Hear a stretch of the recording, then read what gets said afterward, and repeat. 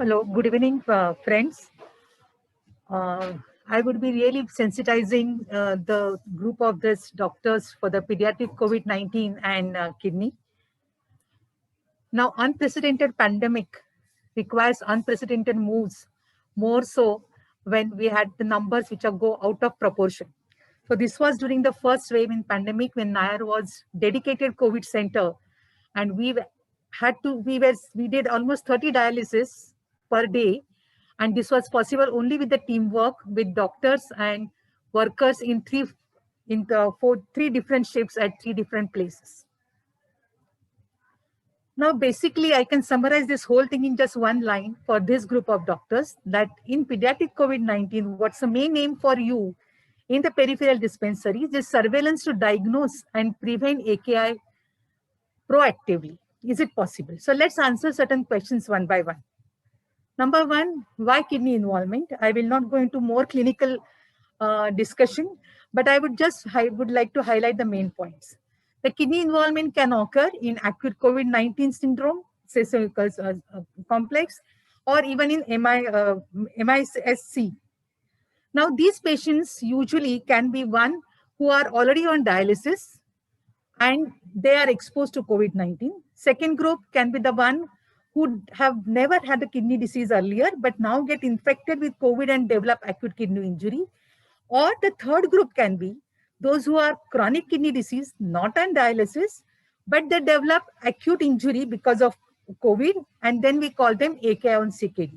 So when I discuss now in the next few minutes, I'll be either talking about CKD who are on dialysis, that is end-stage kidney disease, and the last two groups, I will take it as an AKI, that is acute kidney injury. Now, why? Why AKI? Now, this is usually either because of direct viral effects, which is because of multiple factors as has been discussed in the earlier lectures by my expert colleagues. That is, it's mainly because of endothelial damage, coagulopathy, complement activation, inflammation, and even the direct viral effect causing acute tubular necrosis. But one must not forget the indirect effect, which are not because of viral effect directly. And that's basically something like organ crosstalk. For example, there's a cardiac involvement, the kidney blood supply gets affected. Or somebody on mechanical ventilation, the venous return decreases. Person who gets nephrotoxic drugs. Fluid management with hypovolemia will also add up to the acute tubular necrosis. Person who develops diarrhea, which is quite common in children. Infection, which is secondary. Fever, all these leading to hypovolemia and acute tubular necrosis. So these indirect effects are the one which can be handled to reduce or minimize the acute kidney injury. Now, what is the implication of this AKI? Why should I know it? Now, there are multiple implications of this. Now, AKI in COVID, the recent estimates in Western literature or outside literature is between 1.3% to 44%. Number two, it usually occurs in the critical settings. Whatever has been discussed earlier, you have seen moderate and severe, and usually this will be by and large in the critical setting, usually with GI tract symptoms, person with hypoxia on respiratory failure, circulatory collapse, and so forth. Third important implication that these patients, when they develop AKI, giving them nephrotoxic drugs may be difficult, but many times we have to give it. So the dose adjustment is required. So this has to be given a more importance to and give attention to. What about the giving the drug remdesivir in the kidney failure? That's another implications of AKI, and one must keep it in mind. AKI obviously will lead to longer PICU state, that is pediatric intensive care unit, and also will increase the hospital length of the stay. More hospital length of the stay, secondary bacterial infection, steroids, fungal infections will add up to the AKI management as well as will increase AKI. Now, dialysis need in this group is definitely challenging. Our experience at Nair in first wave and part of the second wave now, we have already dialyzed 500 COVID-19 kidney failure with dialysis. And mind you, there were only 4 or 5 pediatric patients in this group. And I hope we face the same in the third wave, which you are expecting. Second dialysis need, which is challenging, is a diverse group. It's not an adult group who are more than 40, 50, and the dialysis handling is easier compared to this group. So we have to handle neonates, infants, children, adolescents. The requirements of the equipment, the prescription is going to be different. Obviously, the mortality is if you ask our experience at Nair, it was in CKD group, end-stage renal disease, which we handled during this period in the first wave was 21%. While acute kidney injury, who came with COVID-19 with acute kidney injury, the mortality was 55.5%. What about progression to CKD? Though AKI can cause CKD, these are all basically all over more of that adult experience.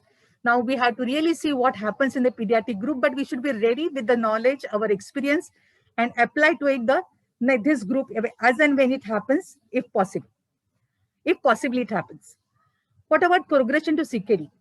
Looking at our Nair experience mainly in adult group, when we followed them of 3 months post-discharge in AKI, 43% had the complete kidney function recovery, while 49% had progressed to CKD.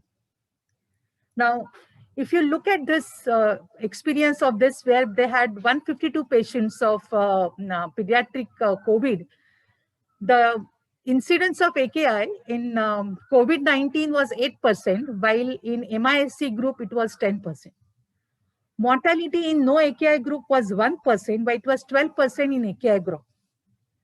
Kidney replacement therapy in form of dialysis was required only in 2 patients, and AKI resolved in all except in 3. So some good news, and it doesn't seem to be as wide as we have seen in adults in the first wave and second wave to a certain extent. Next important aspect, can it be prevented? Can AKI be prevented? I would like to put it as, can AKI be prevented and the damage minimized? Number one, as everybody has discussed, the COVID appropriate protocol is the rule. That is what I would say most important factor, right? That is mask and distancing. That is very important. Number two, identify the special groups, especially in children. All comorbid conditions, as has been discussed, that is diabetes, hypertension, CKD, cancer, asthma, immunosuppression, congenital heart diseases, those who are malnourished, obese, identify those groups because they are more likely to be high-risk group for the AKI.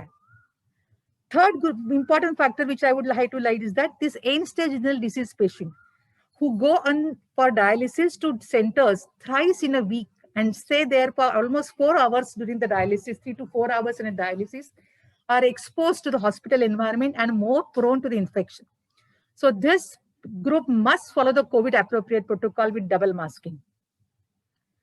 Vaccination in children, we are still not into that, but that will go in a long way in the prevention of COVID and subsequently the AKI as well. Early referral, even before AKI sets in, is very vital. So that will help to prevent the other organ damage, which usually kidney can get affected secondarily because of organ crosstalk. For the group which I'm speaking to now, the most important is a diligent attention to correctable factors whenever they are there with you. So take care of hypovolemia, nephrotoxic drugs, whether to give or not, and if must, of course they must be given, but with the adjustment. And no, I will not give amikacin, no. If it is required, it is required. If there is no other drug to be given for that. But these are nephrotoxic drugs, and I must adjust, must be borne in mind.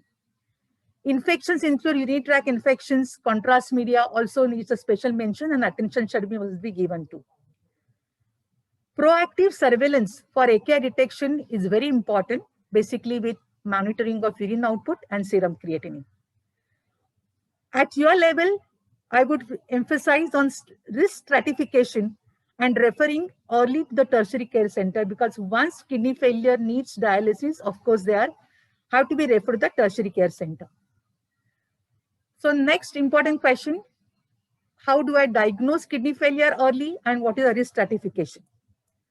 One would expect mainly from the doctors here is to monitor their urine output, serum creatinine, identify the demographic risk factors as have been highlighted here and I have spoken earlier and has been highlighted by earlier speakers.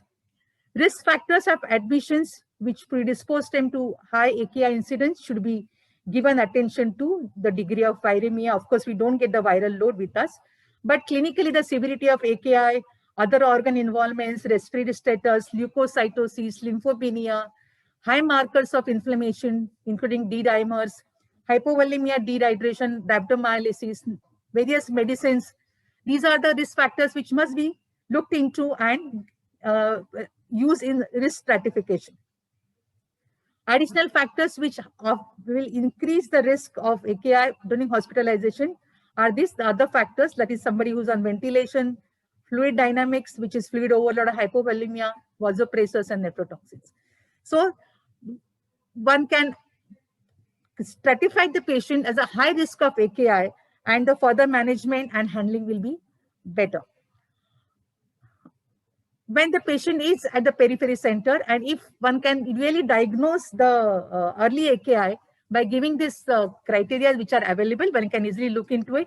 Basically, look at the urine output, which decreases, and we call them in stage 1, 2, and 3. Depending upon the urine output, if it is less than 0.5 ml per kg per hour for 6 to 12 hours, 2 if it is for more than 12 hours, or 0.3 ml per kg per hour for more than 24 hours. Or looking at the creatinine, if it increases to less than 2 times the baseline, or more than 2 to 3 times, or more than 3 times. For neonates, we use it at 2.5 of the increase in serum creatinine, or more than 4 at the stage 3. So these are the available criteria, but this is what we can be used for the stratification. Now, I have already spoken about various medications in COVID during kidney failures, but one drug which I would like to stress upon is the remdesivir. Now, we had been spoken about what the dose and everything by the earlier speakers. Now, this contains isodextran, which accumulates in kidney dysfunction, but its significance is not certain. That is the one which is pointed at as causing the aggravating the kidney failure. Now, if one has to use it as and when indicated by the pediatrician at that time, lyophilized powder, which contains 3 grams, should be preferred than the injection solution, which contains 6 grams of this dextran. Now, this dextran, SVSCD, is dialysable. Almost 40% is removed by a 4-hour dialysis session. Now, if in infants and children and adolescents, one can use the drugs as has been highlighted earlier. If it is more than 30 ml per minute eGFR, which can be calculated in children, no dose adjustment is recommended. But if the GFR is less than 30 ml per minute, the manufacturer says the use is not recommended. But the unlikely toxicity is, it is unlikely to have a significant toxicity when we are using it just for 5 to 10 days. And the benefits may outweigh risk in select patients. And of course, that will be the decision of the the treating physicians. If you look at the retrospective studies in adult in AKI and CKD, remdesivir at recommended dosages not have shown to increase serum creatinine or cause severe hepatotoxicity that is more than 5 times the normal limit. So if required, it can be given. This is our experience, which we shared with the World Congress of Nephrology recently. And where we had used this remdesivir in almost 34 patients who had either renal dysfunction at baseline or after starting therapy. And of course, there was mortality of almost 30, if I remember, the figure is around 40%. But those who recovered from this acute COVID episode had complete recovery of renal dysfunction, and none of them had the hepatotoxicity. What about the last 2 questions? Need for kidney replacement therapy and the recovery of kidney failure.